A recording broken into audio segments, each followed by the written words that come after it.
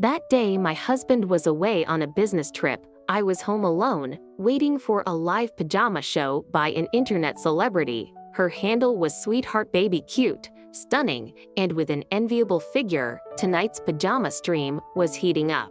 Sweetheart was lounging on the bed, modeling sleepwear. The chat exploded when, suddenly, a man accidentally walked into frame. One look and I went numb. There, on his left shoulder, was a heart-shaped birthmark just like Michael's. I fumbled for my glasses and my stomach dropped. That birthmark had always been a joke between us. Michael used to call it a kiss from a past life. Size, shape, color identical. Even though I couldn't see his face, I was almost certain it was my husband. Midnight, my husband, shirtless, right beside a female streamer. I grabbed my phone and called him. Sure enough, my own ringtone rang in the live stream. He hung up and texted, "Having drinks with clients, babe. Go to bed early." I gripped my phone and tried to stay rational, but Sweetheart's teasing in the stream felt like a knife in my chest. "Sorry, fans, my boyfriend just photobombed. This pajama is irresistible. Guys can't help themselves. Go place your orders." 8 years together, 5 years married. Michael was cheating. I collapsed onto my pillow and cried all night. I called my best friend, sobbing. She was furious and finally asked, "Sarah, what are you going to do? Divorce him?" I felt lost. The discovery pierced me like a needle. But 8 years of shared life and 5 years of marriage had left me with memories of his care. Because of my health issues, we hadn't had children. And Michael never pressured me. He stood up for me with my mother-in-law. When I'd been pregnant last fall and lost the baby after my father's death, Michael had comforted me, never blaming me. I was torn. After a long silence, I told my lawyer friend, Linda, draw up a divorce agreement. I want out. The next morning, Michael came home. By then, I'd already hired a private investigator online to trace when Sweetheart and Michael's relationship had turned ambiguous. I knew it might not change anything, but I needed to know after 8 years together, when did this begin to rot? As usual, Michael came in and leaned to kiss me. It should have felt romantic. Instead, I went in to look for evidence mode. "Sorry, babe drank too much with clients last night. Didn't want to wake you, so I stayed at the hotel. Smells like booze. I'll shower and change," he said.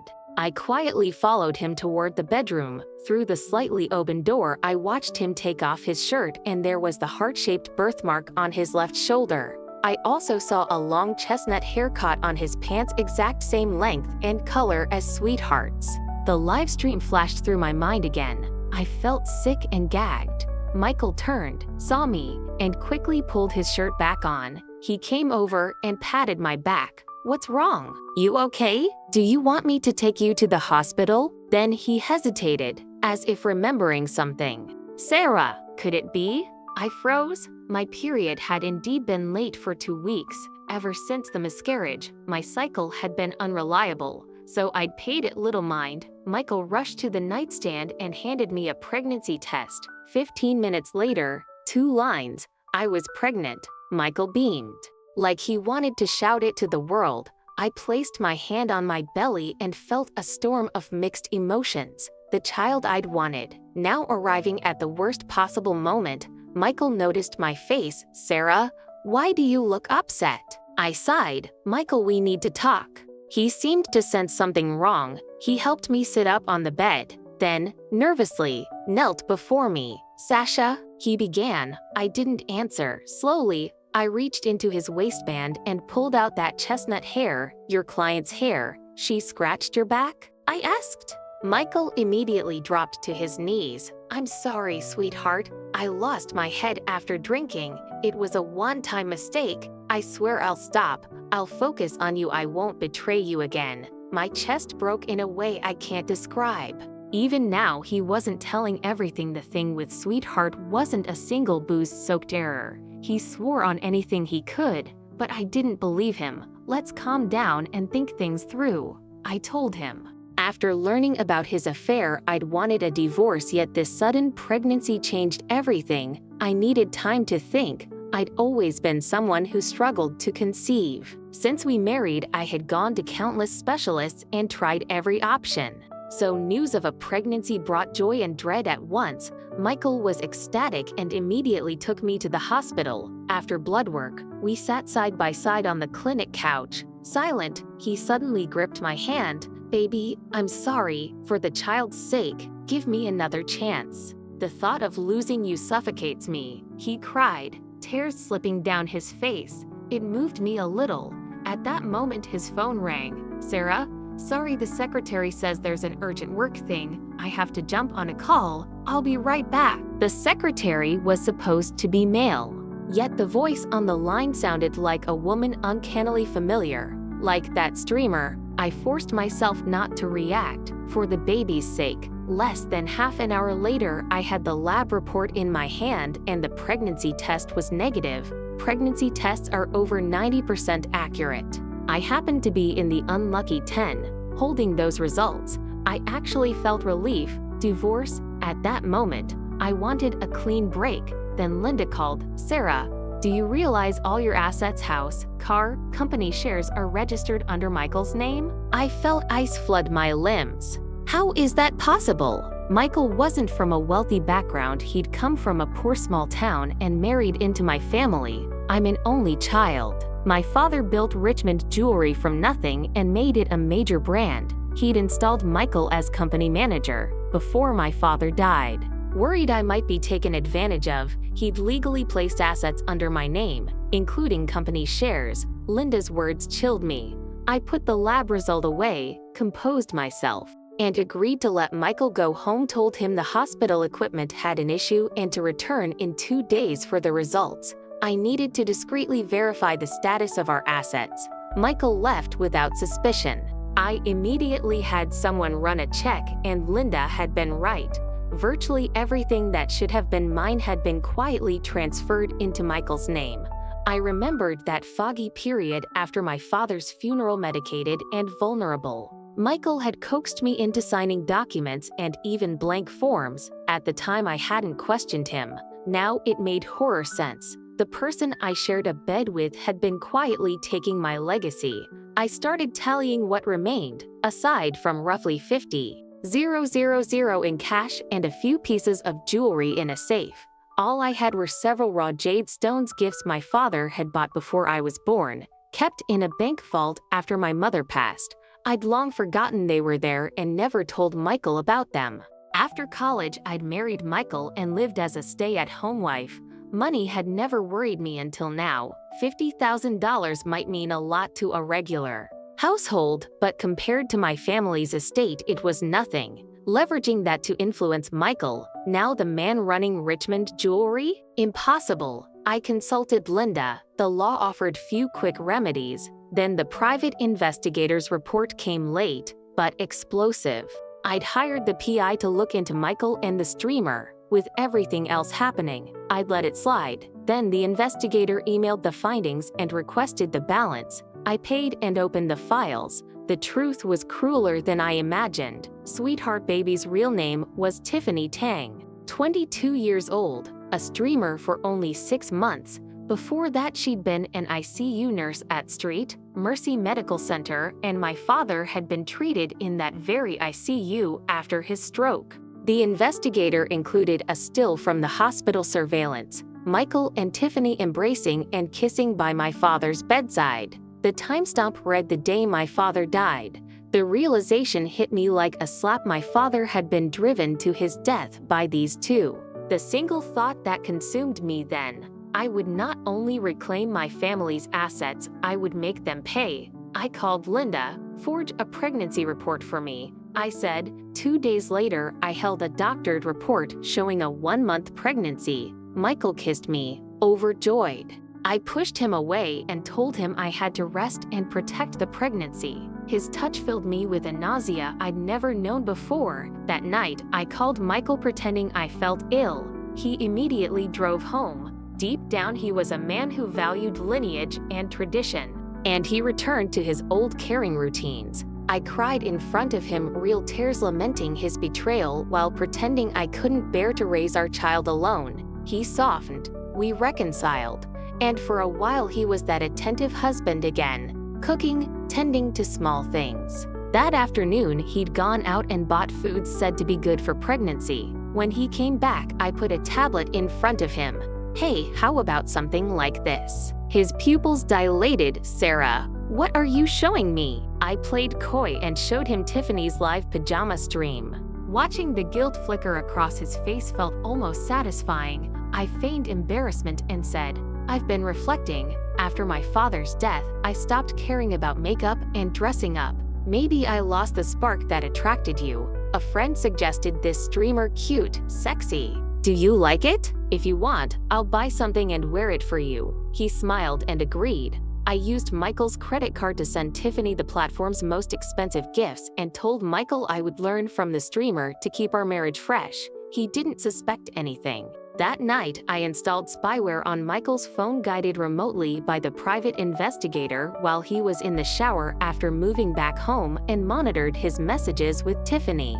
Tiffany texted a laughing emoji when she learned I was learning from her and dismissed me as a silly woman. I watched it all, cold as ice. It was time to spread my net. I created another phone account, Boss Marco, and followed Tiffany on the streaming platform. Over the next few days, using the Marco account, I flooded her with gifts and became one of her top patrons. I painted Boss Marco as a wealthy patron madly infatuated with her, a man willing to divorce his old wife and pay lavish bride price. Tiffany balked at first, but my large gifts and persistent attention made her waver. I watched Michael in the house, affectionate and unaware, while I planted the seeds of a trap above him.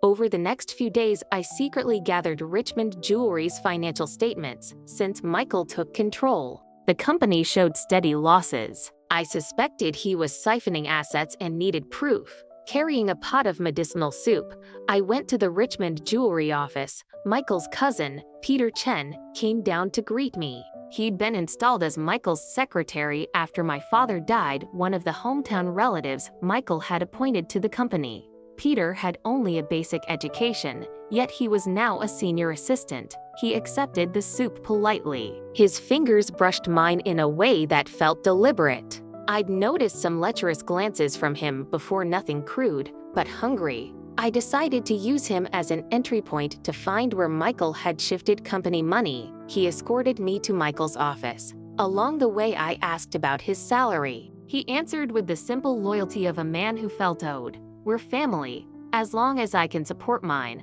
I'm fine. Michael runs things well." I smiled a little too knowingly and handed him the soup. "You've been working late, have some soup to replenish yourself," I said. In truth, I'd slipped a mild aphrodisiac into the broth. I left and waited in my small, nondescript car, one of the household driver's old sedans, so as not to attract attention. A short while later, Michael's car pulled out of the company lot. I followed. His car stopped at a residential building, a little apartment Michael had bought for Tiffany. I activated a tiny listening device on my phone and the apartment sounds fed into my ear. They were having rough sex. The noises made my skin crawl. At one point, Tiffany demanded marriage in the heat of things. Michael refused. "Tiffany, I said I'd divorce and marry you. I'm not lying," she cried. "I've been with you nearly a year. What's the holdup?" Michael said, "I plan to divorce only after I fully took over Richmond Jewelry. But Sarah's pregnant, my first child. I have to wait." Tiffany pouted. "Pregnancy takes 10 months by the time she's done. I'll be used up." "Michael, you've treated me well. Leave her now and I'll give you the kids you want." He still would not. She threatened to go to Sarah. The listening device picked up a sharp slap. Tiffany gasped. "You hit me?" "Michael, what are you doing?" He hissed. "Do not go to my wife. If anything happens to the baby, you'll regret it." He dressed and stormed out. I hid in the car and contacted Tiffany via my Boss Marco account. With Michael gone, she'd be more vulnerable. Just as I expected, Boss Marco arranged another meeting and Tiffany agreed. I'd already chosen my Marco actor, Peter. I called Peter and had him meet me. He arrived early at the restaurant, pumped and trying to look like a wealthy suitor. New haircut, tailored jacket, that confident, predatory smile. I told him bluntly, a streamer had swindled me out of tens of thousands and I wanted payback. He volunteered to go to any lengths. 30 minutes later, Peter played Boss Marco and began his staged courtship of Tiffany. I sat in a corner and watched the act unfold. Peter dropped to one knee with a diamond ring, one I'd kept in the safe, and professed love. "Sweetie, will you marry me?" Tiffany was dazzled. When the ring slid onto her finger, she threw herself into his arms. I snapped incriminating photos. During dinner, she told Peter she couldn't marry immediately. "There's something unresolved with my ex." He asked what, and she said, "He borrowed a lot from me and I need him to pay me back." "Relax, I have leverage. Give me a week and I'll marry you." Peter drove her home in the car I'd rented and then returned to me, pleased. "How did it go?" I asked. He said, casually, "So you already knew Michael was cheating?" Startled, I instinctively denied it. Peter smiled. "The woman you saw is Michael's mistress. I've seen her at the company building looking for him.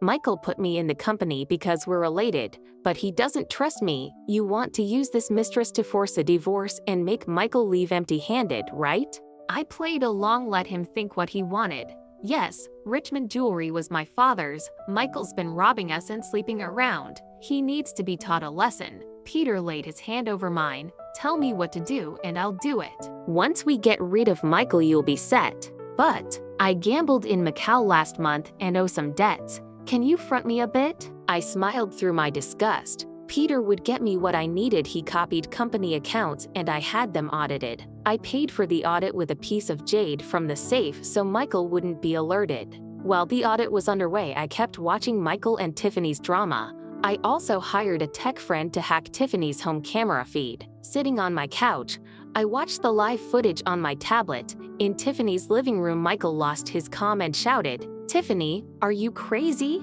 You want $5 million? You've lost your mind." Tiffany calmly pulled out a USB drive. "Remember this? I backed everything up. If something happens to me, it goes to the police. Your embezzlement will be exposed. And don't forget what we did to put Sarah's father in that state." Michael went pale. "How did you get that?" he demanded as veins popped in his hands. He lunged for the USB. Tiffany suddenly shifted tone, tears streaming. "I'm not trying to threaten you. I'm scared. I'm 22. I don't have years to waste." She begged him to divorce his wife. "Either give me a payout or marry me." Michael sighed and said he'd transfer $300,000. She agreed.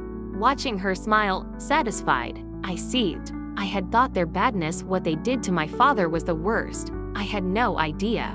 It was time I met Tiffany face to face. My car sat under Tiffany's building as she prepared a romantic evening. She'd been cozying up to Boss Marco. I wouldn't let her walk away with my life. I bought a new unregistered SIM, snapped a photo of Tiffany and Peter from the proposal, and texted it to her. "Michael knows you cheated," she called, frantic. I disguised my voice into a low, middle-aged male tone and said, "If you want the photo back, follow my instructions." She accused me of extortion. I pretended to be a crazed fan and told her to come to the cafe across from Richmond Jewelry in 15 minutes. "I'll show you the truth. The man who proposed to you was sent by your boyfriend to test you.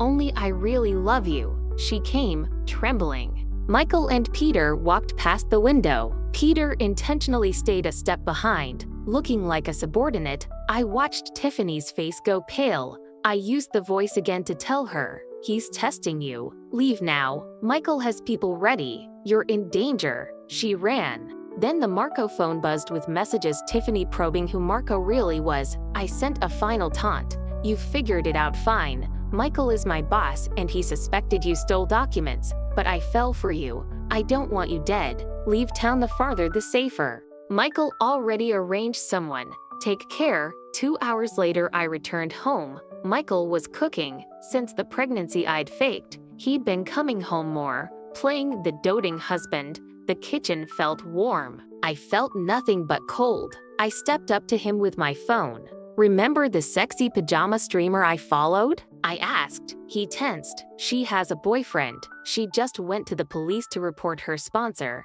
I said, flipping open a fake news page I'd made. "Who told you that?" He forced a smile. I kept going. Her boyfriend has been embezzling company funds. There are criminal charges coming. He could face a decade behind bars. Imagine being locked away for years. He'll be ruined.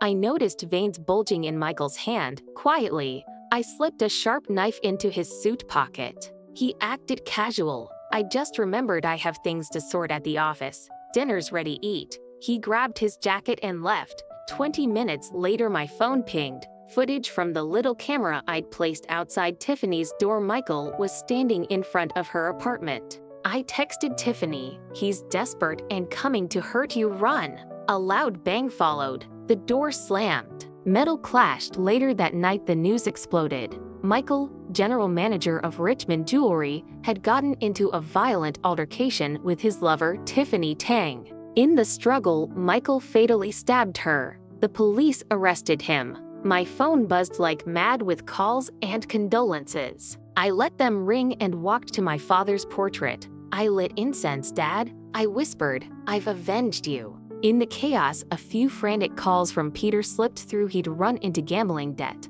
Loan sharks came for him. He tried to flee and fell on the stairs, leaving him mentally impaired. I stood in front of my father's picture as the incense burned down and replayed the day in my head. Right after Tiffany went to the police to file her report, I had taken the audit results to the station and asked to freeze Michael's assets. I knew Michael would not surrender. He'd run. Flight needed money. With accounts frozen, he'd turned to Tiffany this very morning. He'd wired her $300,000 as a breakup payment. As predicted, they clashed. A neighbor's window camera captured the fight and it went online. Tiffany with a kitchen knife in panic, Michael enraged, and in the struggle he pulled out a knife and stabbed her in the chest. Blood everywhere. She collapsed. 1 month later, Michael was convicted of murder and embezzlement and sentenced to life in prison. I went to see him. Through thick glass he held the phone and begged, "Sarah, I know I'm guilty, but the child is innocent. Please let him be born, I beg you." I slid a paper through the slot. My real pregnancy test. Michael froze at a single glance. I smiled. "I never carried your child," I said softly. "We are finished." "What? What do you mean? You used a baby to trick me?" His voice shook. I leaned in and whispered, "You and she were such obedient actors. As the director, I'm very satisfied with this ending." I turned and walked away, leaving him with that haunted, furious look. Outside the prison, the sun was warm and bright, revenge complete. Love severed, I was ready to begin again.